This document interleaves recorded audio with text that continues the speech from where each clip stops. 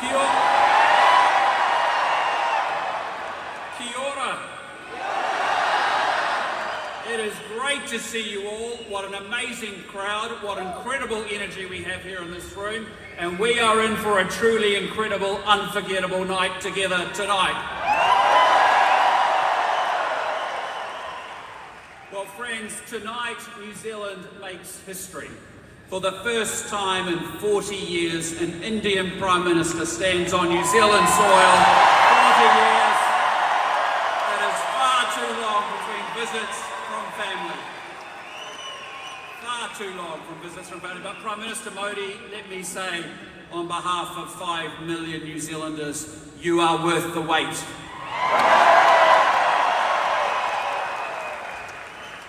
Take a look around tonight because there are 10,000 plus people here. And I have to say, from all over New Zealand, and this is one of New Zealand's top venues and it has seen some of the world's biggest stars, but I have never felt an atmosphere like this in this auditorium. And this isn't just a crowd, it feels like a family reunion that's been waiting 40 years in the making. Prime Minister, the friendship between our two countries has never been stronger. And when I visited you in Delhi last year, you welcomed us like family, and you said something that I have never forgotten.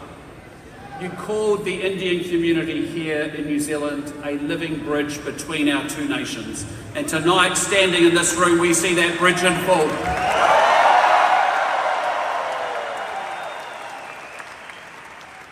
Prime Minister, I first experienced your country long before I entered politics.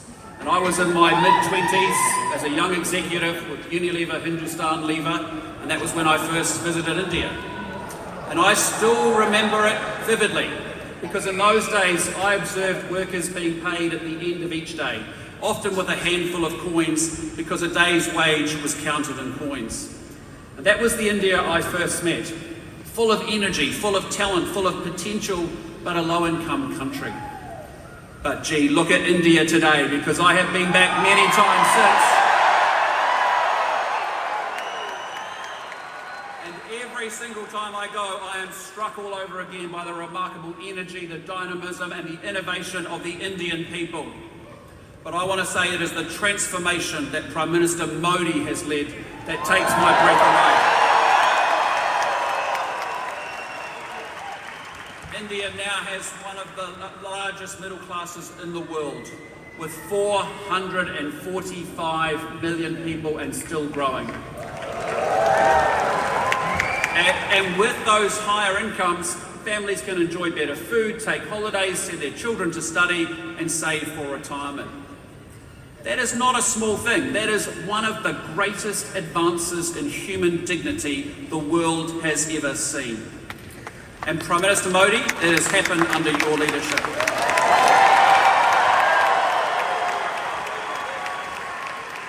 In just the last decade, 250 million Indians were lifted out of poverty.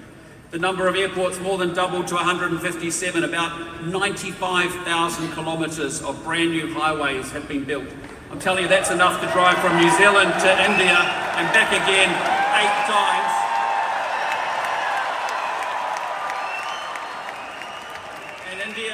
India has landed a spacecraft on the moon's South Pole, the first nation on Earth to do that. It hosted the G20 and it will soon be the world's 3rd largest economy. The 21st century will be shaped by India, and New Zealand wants to help build that future with you.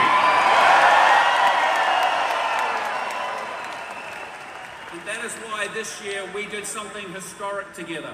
We signed the New Zealand-India Free Trade Agreement, opening a market of 1.4 billion people to our Kiwi exporters and also creating opportunities for Indian businesses here in New Zealand. I'm telling you, India is not just a country we trade with. It is a country that we grow with, and most importantly, it is a country we trust.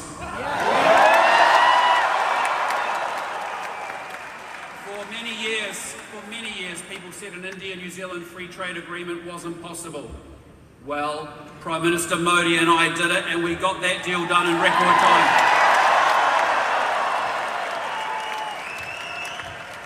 And our FTA will raise the living standards of our people in India and in New Zealand. It's everyone in the room here tonight and across the whole of New Zealand and India who benefits through more jobs, higher incomes and better opportunities. But here's the thing. You don't have to fly to Delhi or Mumbai to see India's energy and ambition. It is right here, it is in the room. And I hope that every single one of you is incredibly proud of the enormous contribution our Kiwi Indian community makes to New Zealand. Because you have enriched our country economically, socially and culturally. And without you, we simply wouldn't be the New Zealand we are today. We are a multicultural country full of hopeful and hardworking people with a positive outlook on our life and a determination to do well for themselves, their families and their communities. And I don't just say that, I see it. I see how incredibly hard you work to get ahead.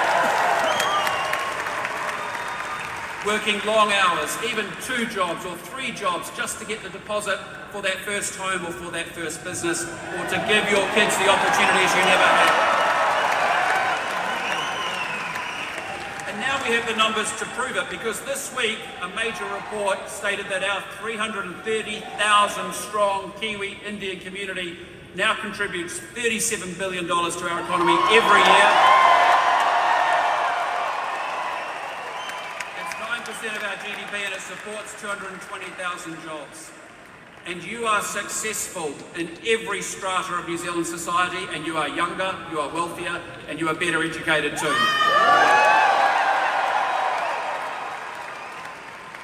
But let me tell you what that really looks like, not in numbers, but in everyday New Zealand life. Because whoever you are in this country, whoever you are, this community is already part of your story, whether you have noticed it or not. Because it's the nurse who holds your mum's hand on the night shift when you can't be there yourself. It's the doctor in the emergency department at 3 in the morning, and it's the GP who finally gets your kids seen. It's the dairy owner who knows your name and your order and keeps the lights on at the end of the street. It's the family who took a punt on a small business, took a risk, and now pays the wages of your neighbours. It's your local accountant who's helping you do your finances and, importantly, your tax returns. It's the engineer who designs the roads that you drive on. It's the IT specialist who keeps your bank or your hospital running. And it's the teacher who stands in front of your children every single morning. Every single day, in 1,000 quiet ways, most of us barely stop to see, but it is this community, the Indian Kiwi community, that is helping hold up the New Zealand that all of us rely on. And that's the real contribution. You are a great example and an inspiration to every New Zealander. So on behalf of myself, on behalf of my government, and on behalf of New Zealand, let me simply say to each and every one of you here tonight, thank you, thank you, thank you.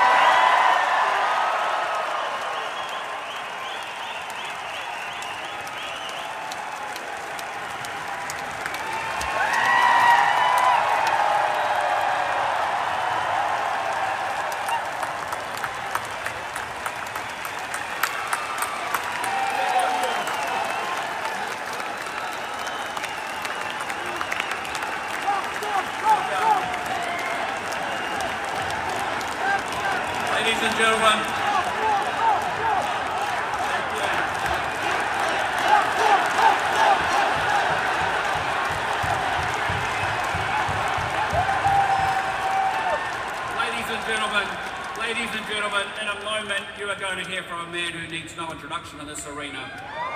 He rose from humble beginnings to lead the world's largest democracy. He has helped lift hundreds of millions of people out of poverty, and he is one of the most important leaders of our time and a true friend to New Zealand. Prime Minister, can I say thank you for making this historic journey. Thank you for seeing what we have always known, that this community and this friendship is something truly extraordinary. So New Zealand, put your hands together, make some noise, raise the whoop and give